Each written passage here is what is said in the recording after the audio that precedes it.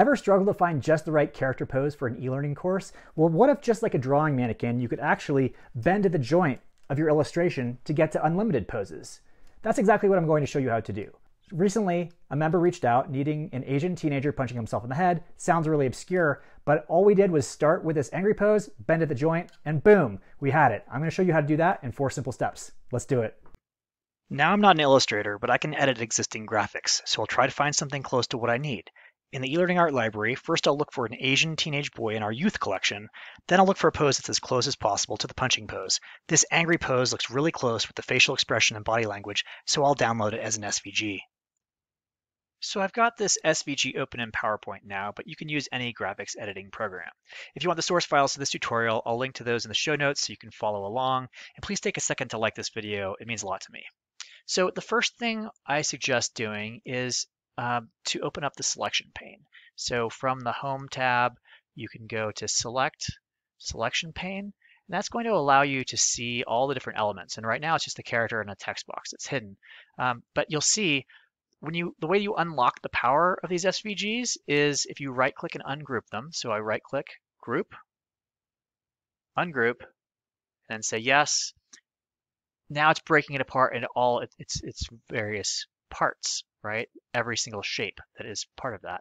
And I'm going to go ahead and ungroup it one more time because that's the kind of the level that I want to click into.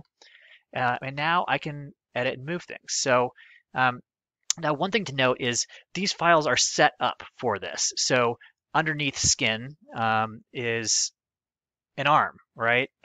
Everything bends at the joints. So we've set these up for e-learning development, and that's going to make things a lot easier.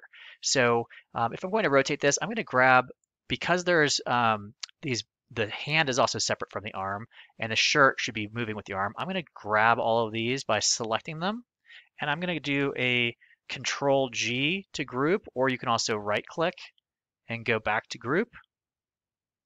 And now I have this arm as its own little unit.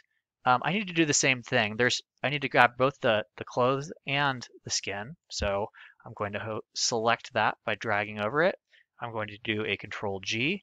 And now I think the easiest thing is going to be position this hand first. So I'm just going to grab the handle here and rotate it and try to get that right. Now you'll see right now it's behind the head, and I think I kind of want it like on top of it, like he's kind of punching where his eye is. And that's where the selection pane can be useful, right? I can hide certain elements, and I can also drag and drop to move this up. But in fact, this one I know I want to bring all the way to the front. So I'm going to right click it, and I'm just going to say bring to front. So now you'll see that shape moved all the way up to the top here. And if I needed to hide it or I wanted to lock it, I could control it here. So let's position that a little bit. And I think, getting it a little bit on the eye, and maybe that feels like it should be pointing down just a teeny bit more. So we'll do it like this. All right, now I'm going to grab this other element, and I'm only going to do the same thing. I'm going to grab it and rotate it and try to position this in a way that feels right. The other thing that I use a lot for positioning is when I click on something, you can use the arrow keys, and sometimes it jumps more than you want. If you hold Control, it will do little amounts. So that allowed me to position it in just the way that I wanted to see it.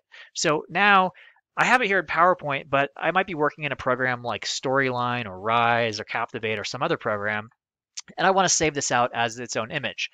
So I need to select the entire thing.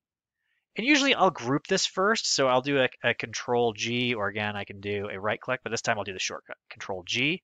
Now it's all one element, and it's going to be easier to work with. But I don't want to just like copy and paste this into Storyline.